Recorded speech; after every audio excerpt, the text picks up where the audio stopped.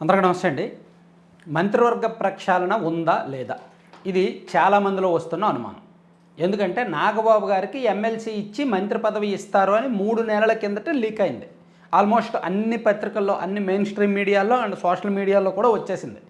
నాగబాబు గారిని ఎమ్మెల్సీ ఇస్తున్నారు and June నెలలో మంత్రివర్గ మార్పులు చేర్పులు చేపట్టి నాగబాబు గారిని మంత్రిని చేస్తారు. సో జనసేనకు పార్టీకి మరో మంత్రి రాబోతున్నారు అని అది ధారాళంగా వ్యాపించింది.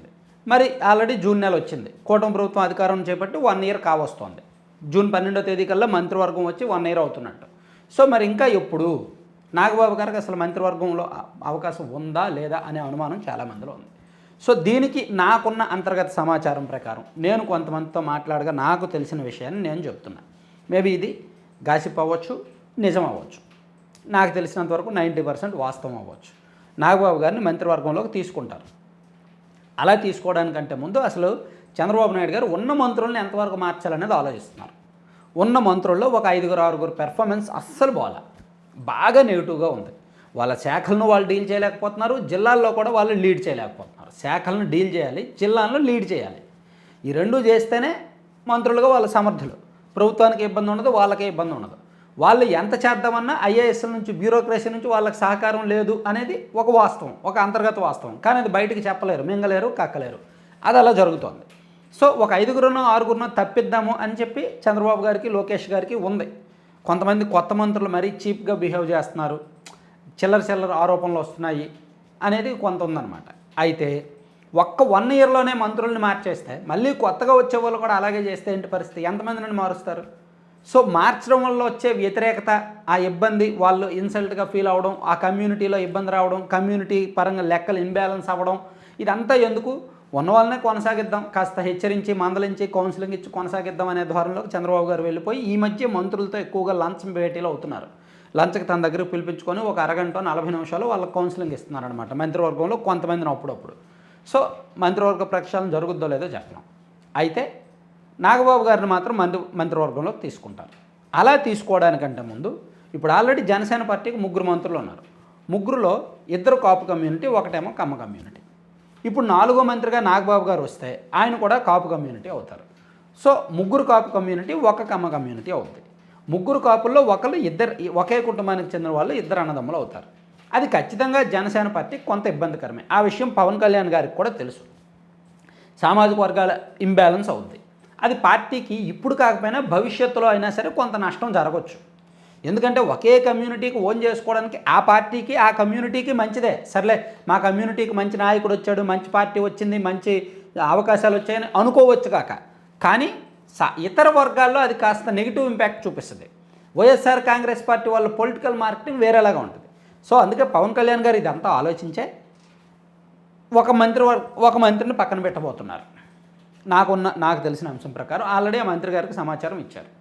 అతన్ని పక్కన పెట్టి మంత్రివర్గంతో సమానమైన మరో కీలకమైన పదవి ఇస్తారు. అతను పూర్తిగా పక్కన పెట్టడం కాదు, మంత్రివర్గంతో సమానమైన క్యాబినెట్ ర్యాంక్ ఉన్న, క్యాబినెట్ ప్రోటోకాల్ ఉన్న మరో కీలకమైన పదవి ఇచ్చి నాగబాబు గారిని లోపలికి తీసుకుంటారు. అది జరిగే అవకాశాన్ని పరిశీలిస్తున్నారు. అలాగే జనసేన కోటాలో 4వ మంత్రిగా వేరే కమ్యూనిటీకి చెందిన వ్యక్తిని తీసుకునే అవకాశం ఉంది. బీసీ లేదా ఎస్సీలను తీసుకునే అవకాశాన్ని పరిశీలిస్తున్నారు. అంటే జనసేన పార్టీకి 4 ఉంటారు. ఇప్పుడు ఉన్నది 3 కాకుండా 4 ఉంటారు. 4వ వ్యక్తి వస్తారు. అలా వచ్చినప్పుడు నాగబాబు గారిని 3వ పర్సన్గా తీసుకొని, అంటే ఉన్న వాళ్ళల్లో ఒకరిని బయటకు నెట్టేస్తే 2 అవుతారు కదా. సో 2 కొత్తగా వస్తారు. ఆ 2లో నాగబాబు గారు ఒకరు అండ్ మరో బీసీ లేదా ఎస్సీ ఉంటే బాగుంటుంది అనేది పవన్ కళ్యాణ్ గారు ఆలోచన. దానికి చంద్రబాబు గారు కూడా అదే చెప్తున్నారు. దానికి తగ్గట్టు ఇప్పుడు పవన్ కళ్యాణ్ గారు అంతర్గతంగా కసరత్తు చేస్తున్నారనమాట. సో నాకు తెలిసి ఇది జూన్ లాస్ట్ వీక్లో జరుగుద్దేమో అంటున్నారు. ఎనీ టైం జరగవచ్చు. కానీ ఇది మంచి వ్యూహం, మంచి స్ట్రాటజీ. ఇప్పుడు ఒకే కమ్యూనిటీ ఉన్నారు అని అది చెప్పుకోవడానికి కొంచెం ఇబ్బందికరంగా ఉంటుంది. ఎవరికైనా విమర్శించడానికి అదొక అవకాశంగా ఉంటుంది. భవిష్యత్తులో ఎప్పుడైనా ఎవరైనా ఈజీగా విమర్శించవచ్చు.